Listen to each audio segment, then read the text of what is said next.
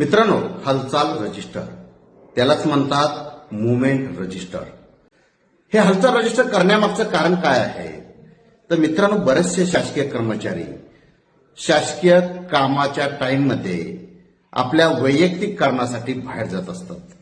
त्याच्यावरती अंकुश राहावा म्हणून हे हालचाल रजिस्टर कायदा तयार केलेला आहे आणि त्या कायद्यान्वये त्यांना संपूर्ण माहिती ही प्रत्येक कार्यालयामध्ये भरायची असते. आता हे करण्यामागचं कारण काय आहे हे मी तुम्हाला सांगितलं. आता तुम्ही याचा वापर कसा करणार आहात? तर एखादा कर्मचारी ड्युटीवरती हजर असताना वैयक्तिक कारणासाठी बाहेर जातो, कामाला पुरेसा वेळ देत नाही आणि आपली नोकरी व्यवस्थित बजावत नाही. अशा वेळेला तुम्ही हालचाल रजिस्टरची कॉपी तुम्ही माहिती अधिकाराखाली मागू शकता.